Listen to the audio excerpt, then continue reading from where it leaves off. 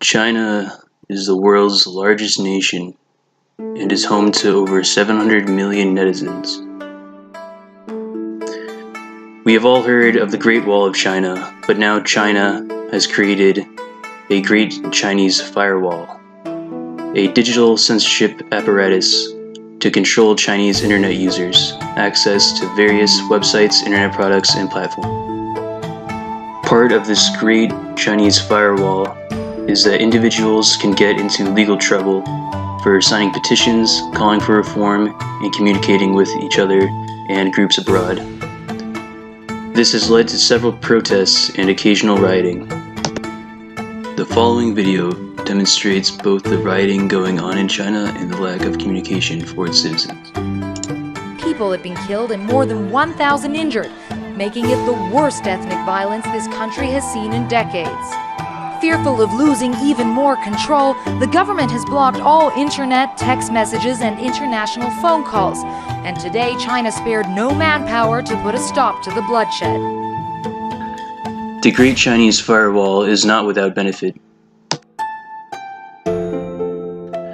Approximately 2 million people are employed to police the internet, making its censorship operations one of the largest in the world, providing jobs for the people. The Great Chinese Firewall creates growth for domestic companies, limiting foreign interests in the Chinese tech economy. Tencent, Baidu, and Taobao are three large internet websites built up due to the Great Chinese Firewall. Tencent has become the world's biggest investment corporation due to it being able to swallow up any up-and-coming information technology in China, as well as being able to acquire Chinese-specific licenses to games such as League of Legends. China tech giant Tencent may soon be Asia's most valuable company. It already ranks number 2 with a value of $249 billion. It's just 4% smaller than Asia's current biggest firm, China Mobile, which has a market cap of $259 billion. Now, Tencent's stock has gained a third just this year, but so has South Korea's Samsung, making the electronics giant bigger competition for regional top spot. Both firms have some of the world's best performing stocks this year, but critics say the dramatic rise in stock price shows how vulnerable the companies are to public opinion. Still, experts say the market has big expectations for both firms, which are growing despite the global slowdown.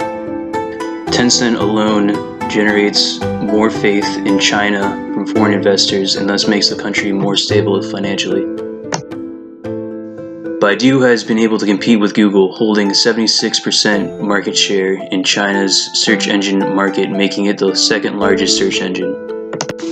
Despite tech giants buying up small companies and controlling the market so often, the Great Firewall has demonstrated to be a defense against the Silicon Valley programmer horde, as the original Great Wall of China defended against the Mongol hordes. From an American perspective, the Great Wall of China is horrible for our economy and goes against our country's generally held belief in the free market. The Great Firewall is highly impactful to Silicon Valley, affecting their internet giants such as Google. Google itself is actually no longer available in China outside of Hong Kong, nor are many of its services such as Gmail. So Google, Facebook, YouTube, websites that we use every day, do you know that you actually cannot access those sites in China? What? Yes, when I went to China for a long time, very first time, I couldn't log into my Gmail account, I couldn't log onto my Facebook, I couldn't watch any YouTube videos. I'm like, this is outrageous. So I had to do something, kind of bypass, quote unquote, that firewall, so I could access my usual business account and things like that. So why is that? Why do they block all these sites? Isn't it supposed to be international? Well, absolutely. I don't think there's any technology companies out there that wouldn't want to be in China. Yeah. I mean, after all, it's going to be one of the biggest markets in the world, right? Now, the only issue is whenever you launch something like this in China, the government wants a piece of it. Facebook too is not allowed in China due to protesters using it as a communication network, clearly undermining civil liberties of Chinese citizens. The video game industry has also been affected directly by Chinese legislation, But how many people play video games in China to begin with? 600 million, almost twice the population of the United States. Console games were most affected, being banned from China for 15 years, directly affecting Microsoft, Sony, and Nintendo, and limiting citizens to arcade and PC.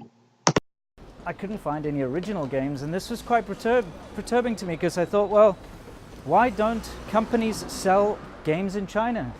I thought it was due to the fact that, piracy is such an issue here, and of course the lack of respect for intellectual property in China. I thought that, companies just said, screw it, it's not worth it. Don't sell to China because they're just going to copy it anyway and we're just going to lose money. But it turns out I was wrong. It's just that they actually had banned consoles and so they couldn't sell in China. Anyway, this changed, like I said, recently, 2015. It changed and they lifted the console ban and they started to allow PS4s and Xbox Ones to be sold in China legally. So now you can actually buy these consoles. Two philosophies of government are at odds. That of the United States and the People's Republic of China, which is demonstrated by their respective approach to internet policing. China takes a quantitative approach, focusing on benefits that are concrete, like more jobs and revenue generated for their country, by limiting what their citizens can use on the internet.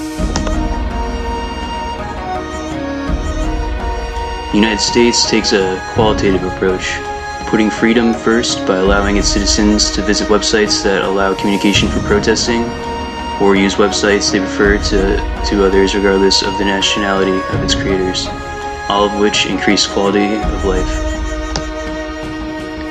The differences between the United States and China continues to escalate as tariffs increase between both nations. Again, just a few moments ago, the president announcing his latest round of tariffs, this time against China, $50 billion in tariffs. Tomorrow, his steel tariffs are set to go into effect today. The conservative editorial board of the Wall Street Journal excoriating the president for those tariffs. Quote, Mr. Trump will pay a political price for his rotten policy, and he should. We start with NBC's Kristen Welker at the White House, and Ron and Sana standing by as well. But let me start with Kristen. Kristen, what do we hear from the president? Well, this is a significant announcement, Craig. The fact that President Trump announced just moments ago $50 billion, he said it's actually going to be closer to 60, in tariffs against China, punishing China for what he called theft, intellectual theft. He says it costs the United States billions, hundreds of billions of dollars every single year. Overall, China's Great Firewall affects all citizens of the global economy.